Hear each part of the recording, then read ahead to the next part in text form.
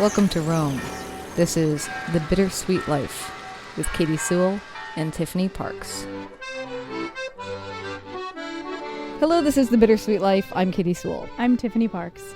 Tiffany in Rome. Katie also in Rome, usually in Seattle. And today we're sitting in a beautiful garden. Do you want to describe what this garden is? And it sounds like Barry Manilow's in the background or something? I think so.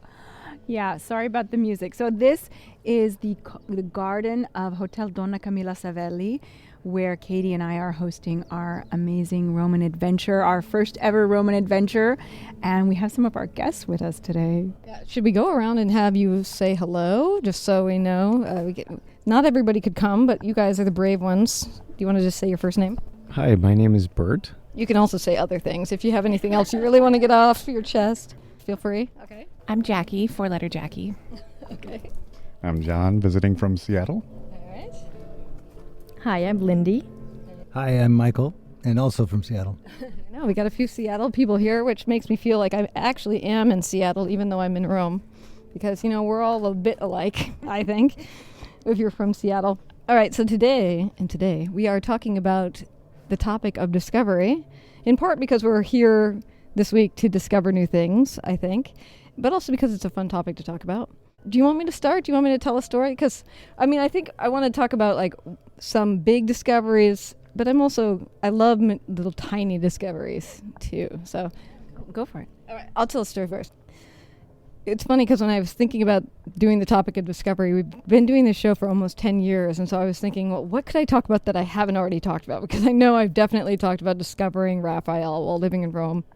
And one of the first things that popped into my head was I was remembering when I was a child, and I lived in a house that had an empty, undeveloped lot behind it that was full of trees, and I used to think of it as the forest. Now, I don't think my mother necessarily liked me going back there, but mainly because she didn't have eyes on me.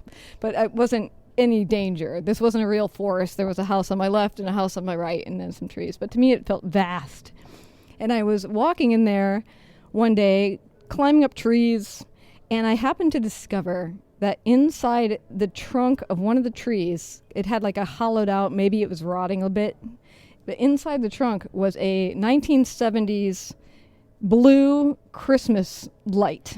Like if you can picture those big ones, the big ones that used to be, looks like a teardrop shape, used to decorate the outside of people's houses in the 70s and 80s.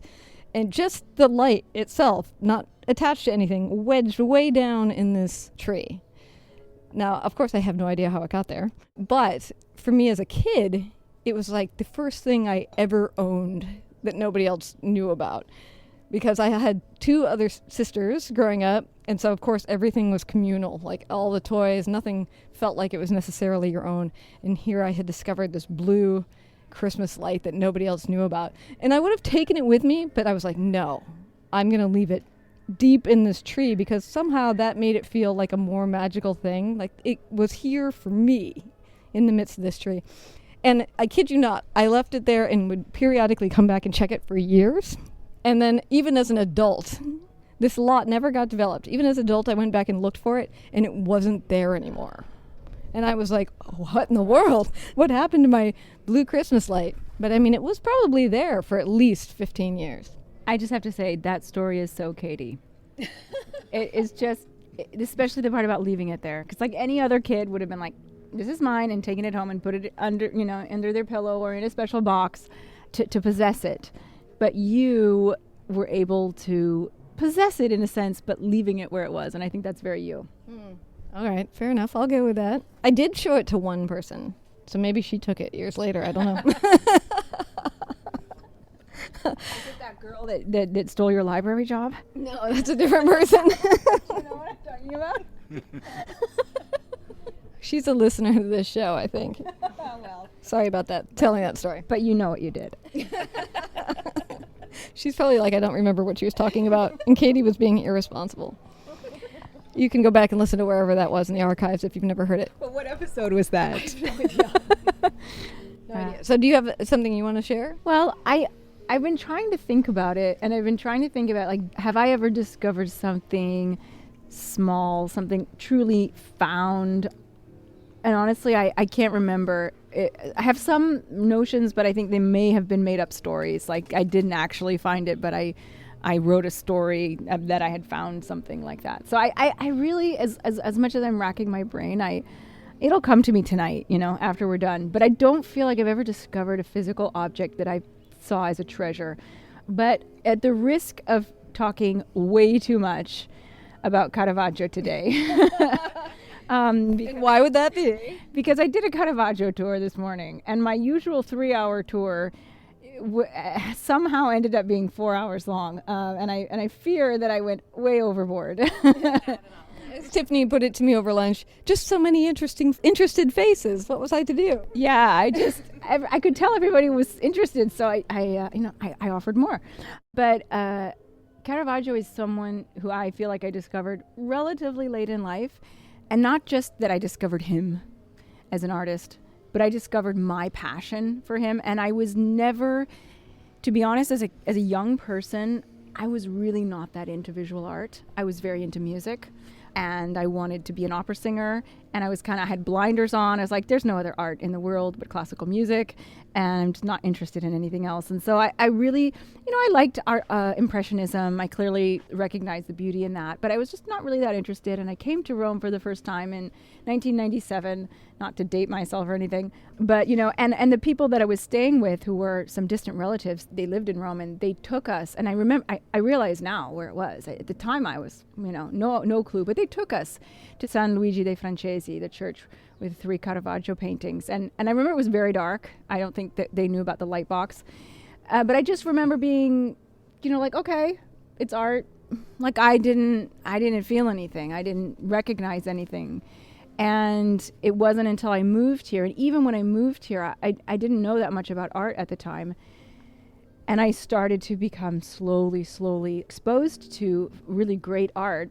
And I started to learn more and more about Caravaggio, and I started going and seeing his paintings and digging deeper. And, this passion for his art that I have is it just surprises me that this passion that I have just came kind of out of nowhere. And it was something that, I could just as easily have never come across.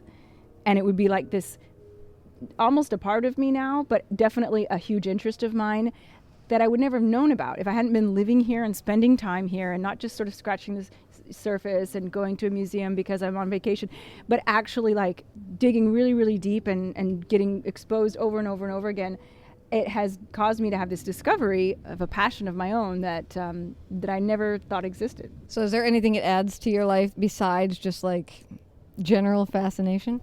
Well, I mean, it's inspired one of the books that I wrote, although it's not a published book yet, but it's Caravaggio is a character in a young adult historical fiction thriller that I wrote, and I feel like I know him. I feel like, having written him, obviously my version of him, I feel like I know him. And when I do tours about him, and I have to stop myself, and I don't think I made this mistake today, I did call him God at one point, or Jesus or something. That's so true. I don't know where that came from.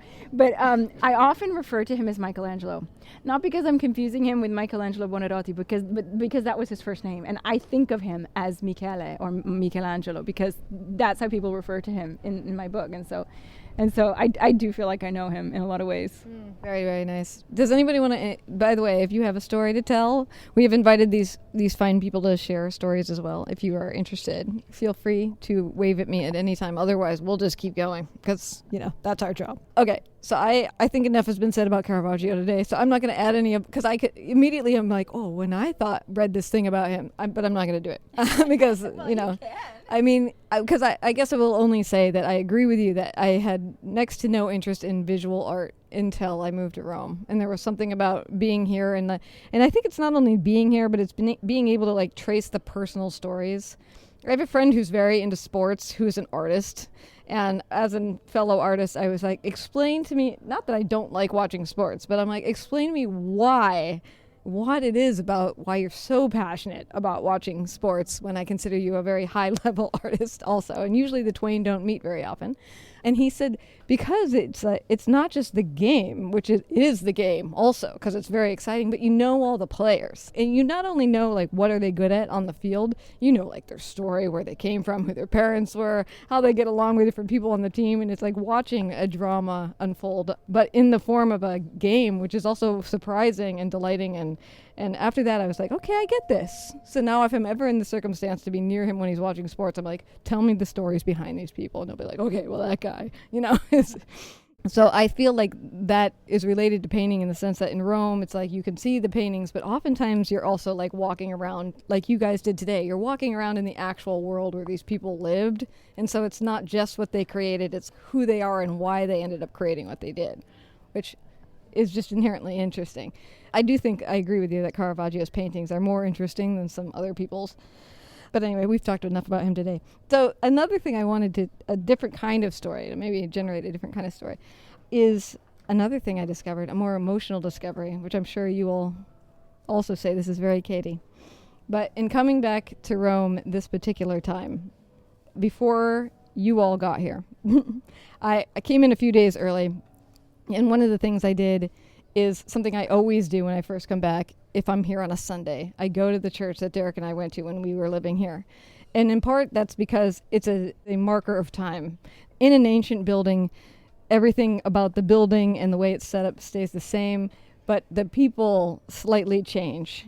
But oftentimes the same people are there, so you're watching them get older. We've talked about a man who came with his dog every single week, and then I came once and the dog was very old, and then I came a few years later and the dog was now a new puppy.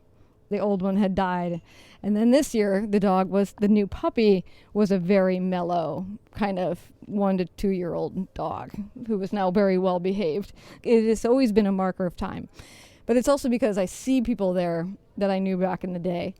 And one of the people I see there is a couple that when I was about to leave here, probably 3 to 4 months before I left, they appeared on the show long, long ago, a couple named Rose and Wayne, and they had just moved here from Seattle with the intention of staying here for the rest of their lives. And they were the newbies. So, you know, I took them out to dinner and we did a bunch of stuff together while they were getting oriented. We did an interview. All that is to say, when I walked through the door, multiple people waved to me, not just Rose and Wayne, but Rose and Wayne were there. And Wayne came over and gave me a hug, and he said in my ear, "Welcome home." And I tell you, I almost burst into tears. And then I recounted that. I wrote that in an email to a friend of mine at home, and then I actually did, like, you know, you can see me now. You're about to. No, I'm not going to cry. But then I was like, well, what is it so emotional about him saying welcome home? And I think that part of that is, well, one, Rose and Wayne now are, I think of them as new. They've now been here for 10 years. They're the old ones, and I'm the newer one, you know, in a way, coming back.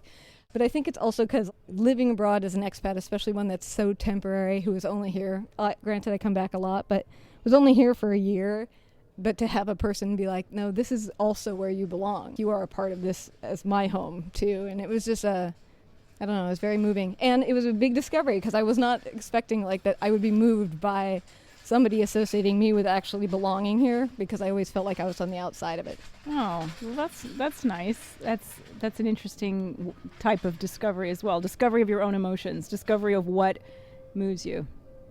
But more than that, also, I think a recognition of how much of an outsider I did feel like when I was here. Yeah. That I never did feel like I belonged. Well, I'm sorry to hear that. Well, I mean, I belong to you, but... Yeah. All right. Does anybody want to share a story of discovery? Minor, big, small? I mean, it could also be something that you discovered this week that for whatever reason you really remember. Maybe it doesn't have a bigger meaning. John has something? Does he? He does. John discovered me as a young woman needing a job back in Seattle when he hired me to work at the People's Pub.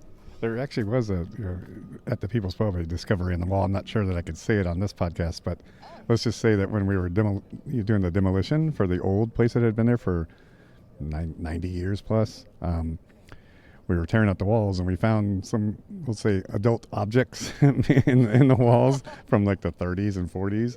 Oh, wow. Toys, basically, but wind-up toys, but with an adult theme. And yeah. and I myself and my friend who was helping the demolition just were like, well, what the heck is this? And we did put it back into the walls and seal it up, so it's still there. And, but what I was going to mention was more like, I enjoy traveling, and when I do, it's the discovering how people live, and I really like.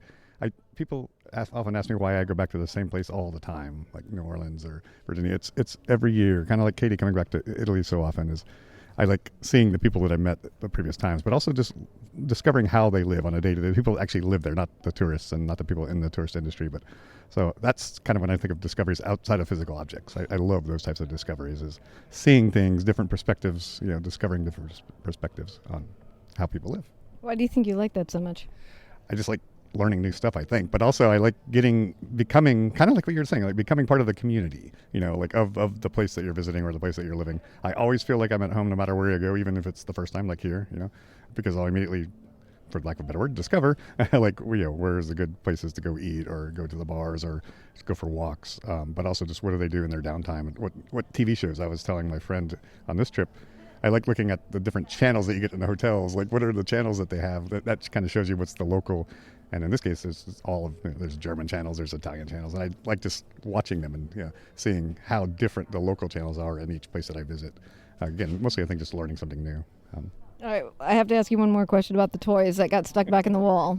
So, the People's Pub is a bar that John owned and that I worked in my 20s.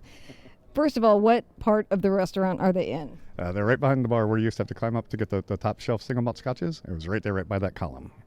Okay. And do you, now that the bar has sold and been remodeled, do you think, because they did a demo in there too, do you think that they discovered what you left behind? That's a very good point, and they probably did, because they did completely demo the entire place. They took it all the way down, so I'm sure they found it. And given the people that are there now, I would bet pretty much that they just threw it away. Really? Yeah, unfortunately. Well, that's why I never eat there, ever.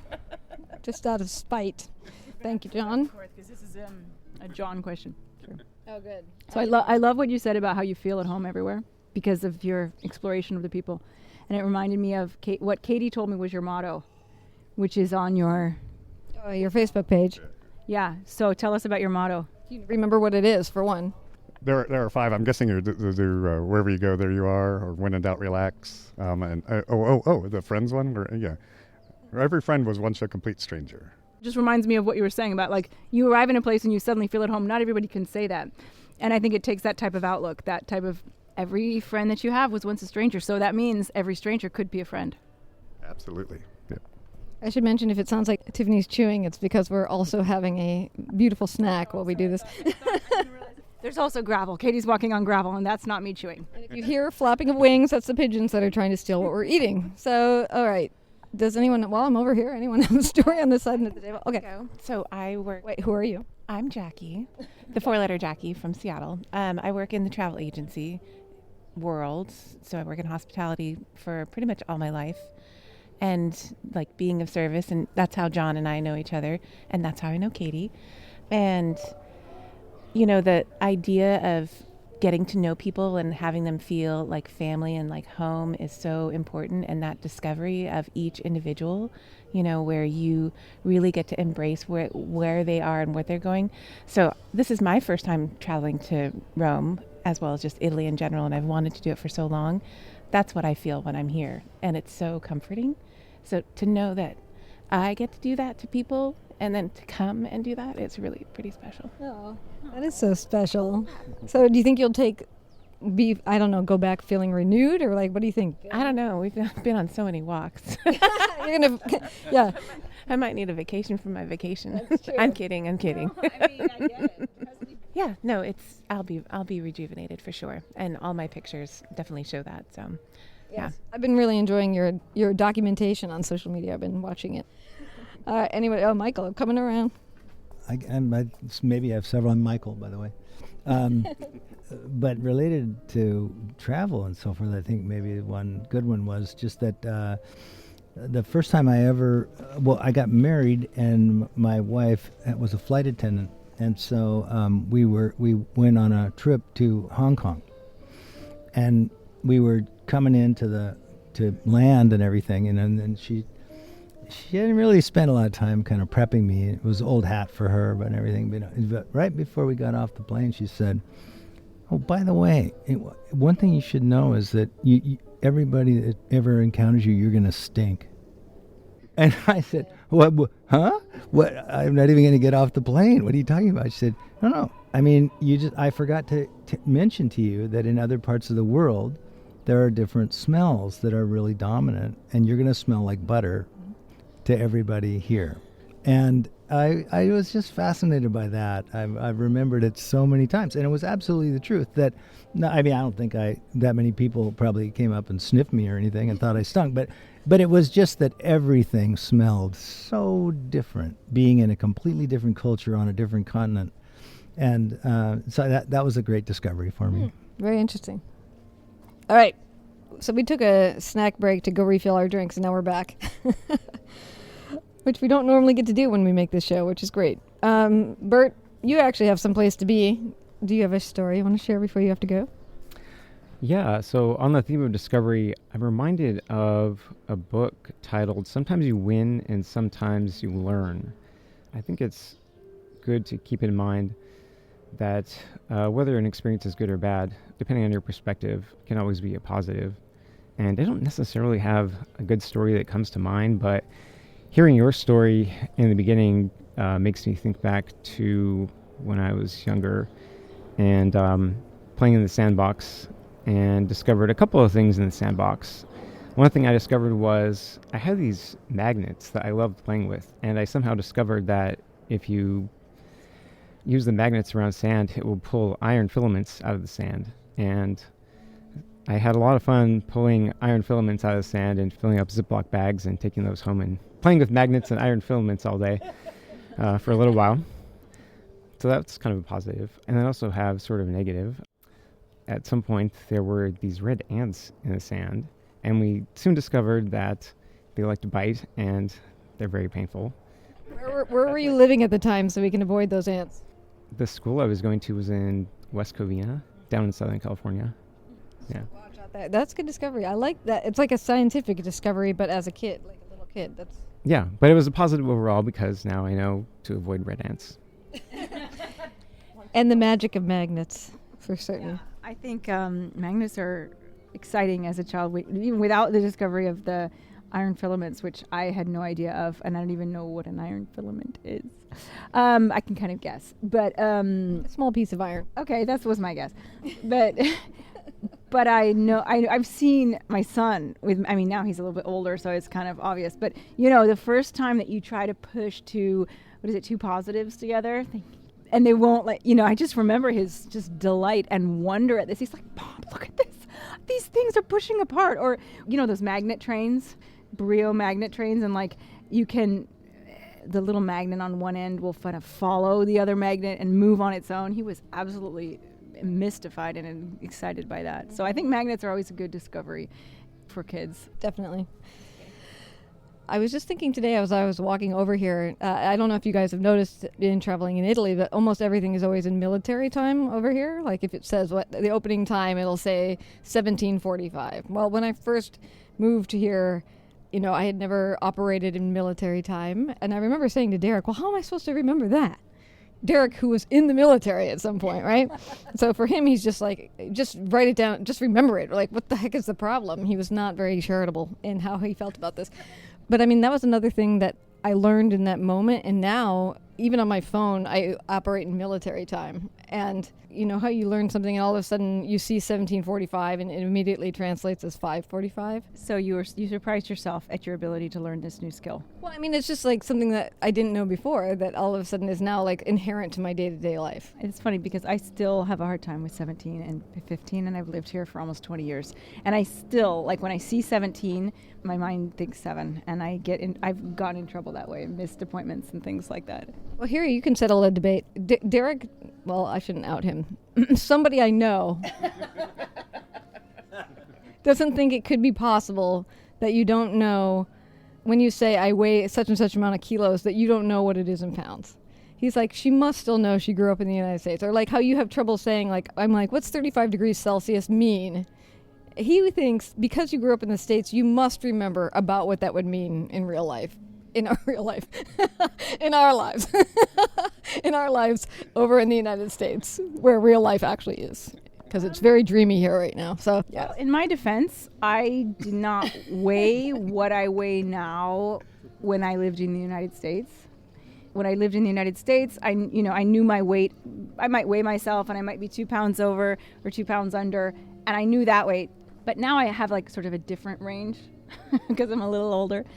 So I know my range now, and like if I gain a kilo or two or I lose a kilo or two, and I kind of want to figure out what that is in pounds relative to what I used to weigh, I do have to make the calculation. I don't just know. So actually, he's wrong. What about the Fahrenheit centigrade thing?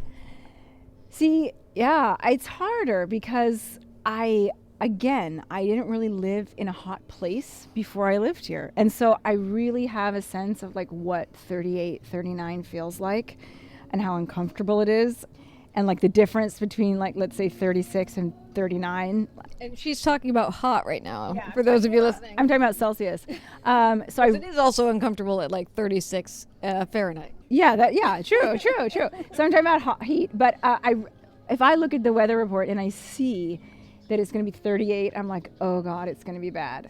Whereas in Fahrenheit, I don't necessarily know like the difference between like 88 and 95. Like what's the difference in my body? How does it feel? Because I didn't live in places that got that hot very often. But on the other hand, it kind of works in reverse. I lived in Boston, I lived in Montreal. But I lived in Montreal, that was in Celsius. So it got so cold that it was like where it met, like negative 40. It's the same in both. Negative 40 is where the temperatures meet.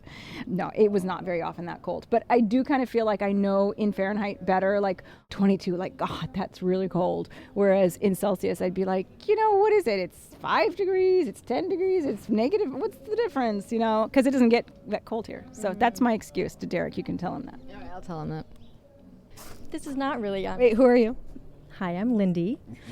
This is not really on the point of discovery, but I had to reteach myself what temperatures felt like after living in Singapore, because when you're in Singapore, it's hot. And so it doesn't really matter what the temperature is, it's going to be hot. And when we moved to Zurich, Switzerland, the temperature, there's a range to it. And so you had to kind of teach yourself, well, what is 20, what is 15, and how do I dress for that, and what does that actually feel like? And you kind of forget what those temperatures feel like. Well, since I'm now standing next to you, and you just mentioned now you're living in Switzerland. Before that was Singapore. Which one of those countries do you think moving into felt more surprising to your day-to-day life? More surprising to my day-to-day? Or where do you think you discovered more? How about that? Well, I think in Singapore I discovered more just because it's such a different culture. And even within Singapore, there are different religions, different cultures, 4 different official languages. So there's just a lot all combining together. So I think there's just so much new, and the way things come together, that there's definitely more just day to day. In Switzerland, the natural discovery is just, gorgeous. I mean, Switzerland's a really gorgeous country. And right now I'm actually doing a pilgrimage through Switzerland. And so we're doing the Via Jacobi, which is a pilgrim's trail, pilgrim's way. And so along the way we stop into a bunch of little churches, and there's, I would say, much smaller discovery in Switzerland. I like that. Okay, after another pause to get more snacks. Michael, you have something on discovery?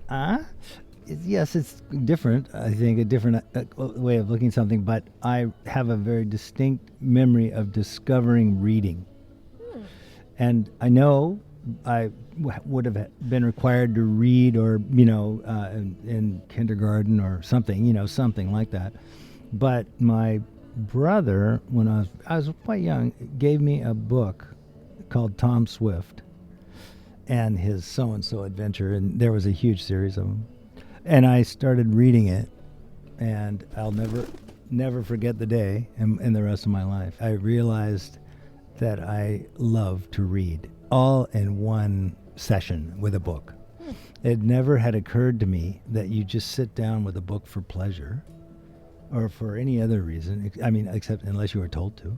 But I just remember the day. I remember the book. I remember the whole thing, and it was just a huge discovery in my life.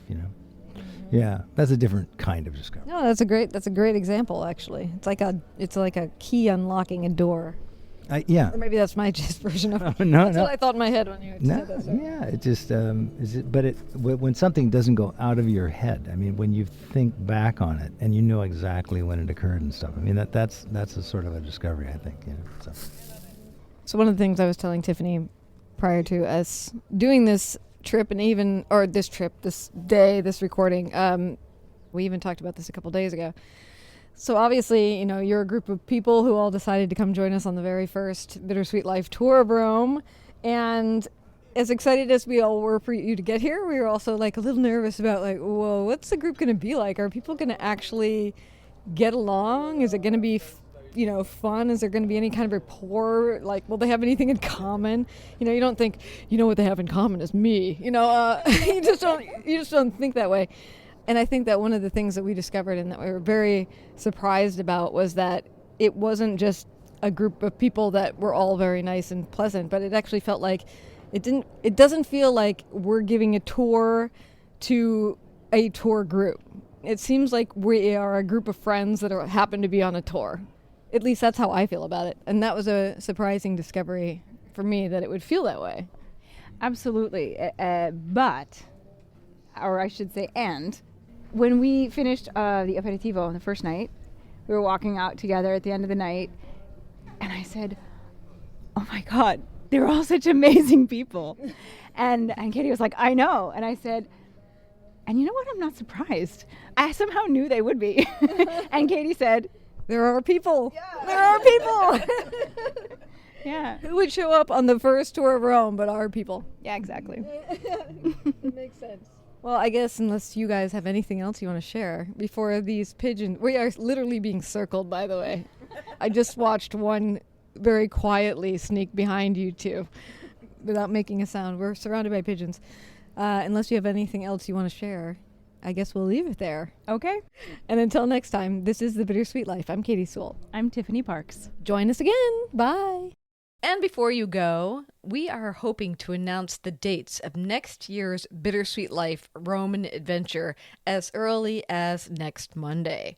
Now, a note to you supporters over on Patreon and PayPal, those of you who support the show on a monthly basis, you are going to be notified about it first. So first dibs goes to you. If you want first dibs on this tour, join us as a supporter on Patreon. You'll get 2 bonus episodes every month, and for as little as $5 a month, you'll also have the solace of knowing that you're helping this show, this little show that could, stay on the air.